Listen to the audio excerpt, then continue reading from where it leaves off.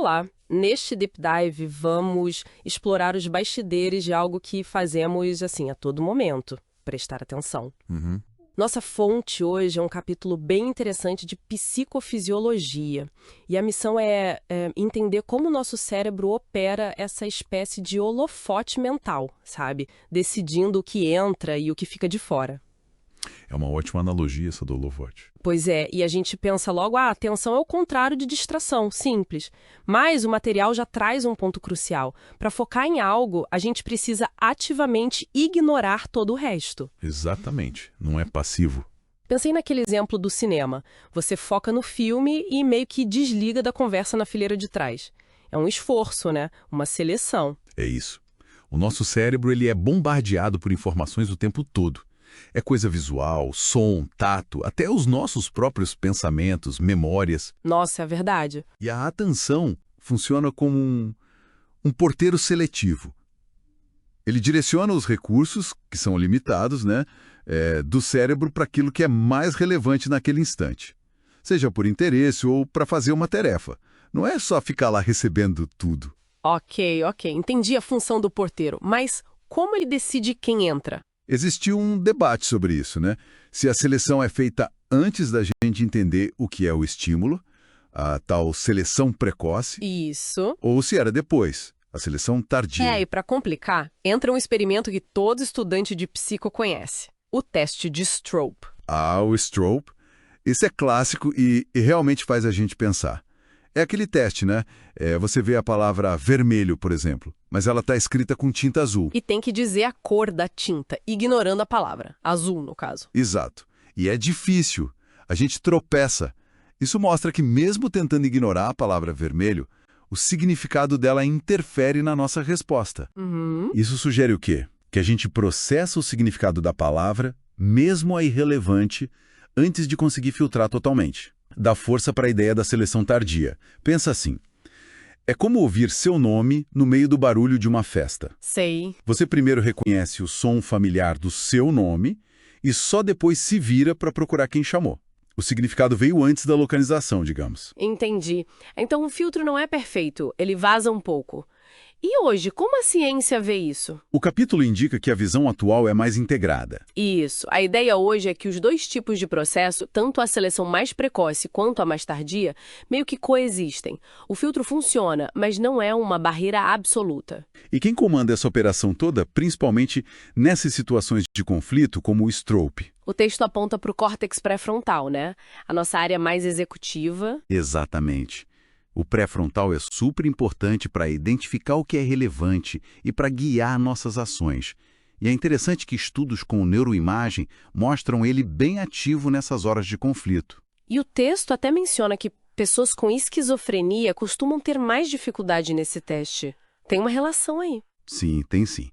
E falando em nível neural, lá nos neurônios mesmo, a atividade elétrica é comprovadamente mais intensa para os estímulos que a gente está prestando atenção, comparado com os que a gente ignora, claro.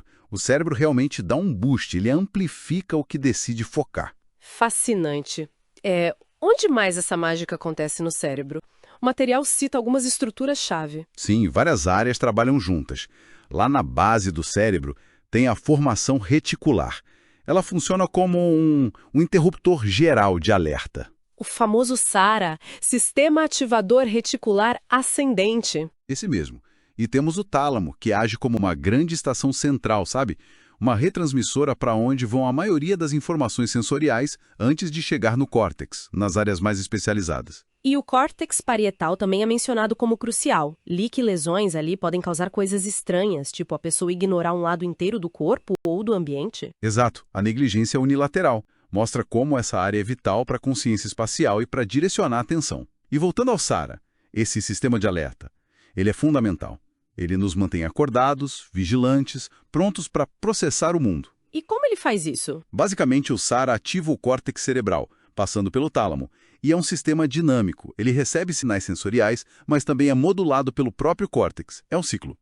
E isso já nos leva a pensar no que acontece quando essa ativação diminui. O sono. Claro, mas antes de ir para o sono, não podemos esquecer da química cerebral nisso tudo.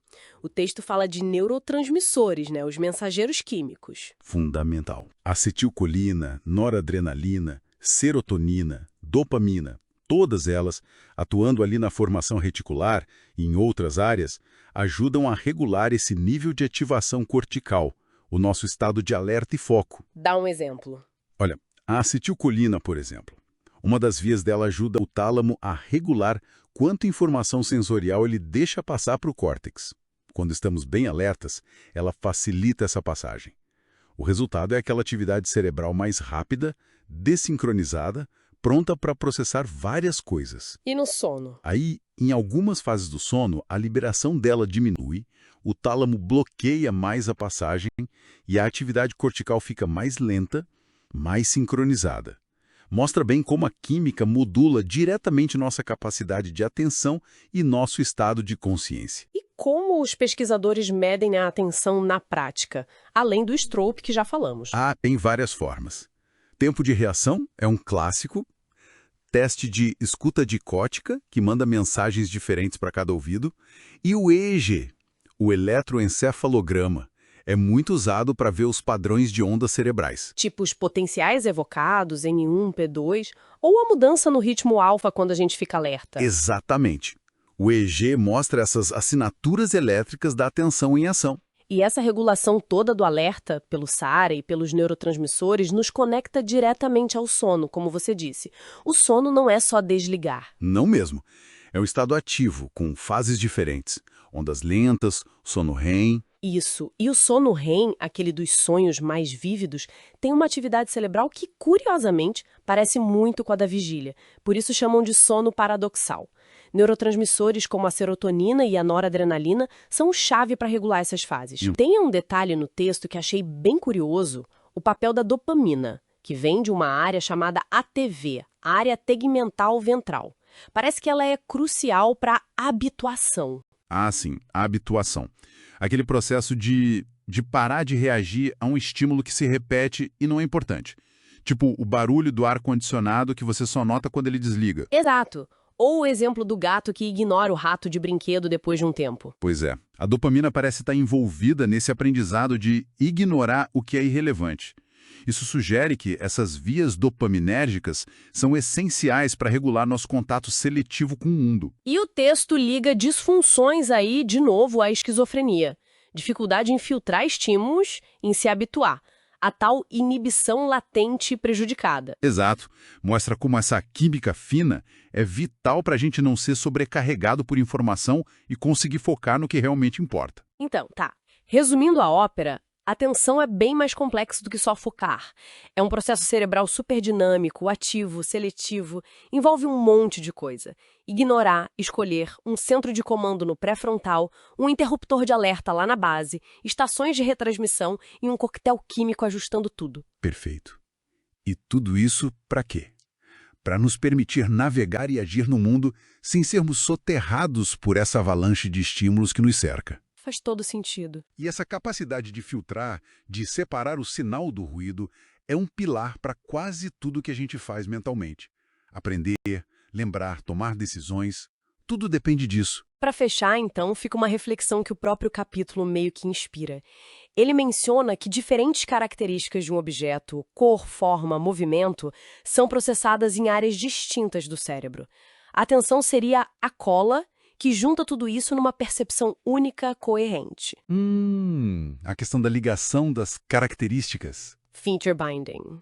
Exato. Mas como exatamente o cérebro faz essa ligação, essa unificação a cada instante para tudo que a gente percebe? É um mistério ainda em aberto, né? Fica aí a provocação para quem nos ouve.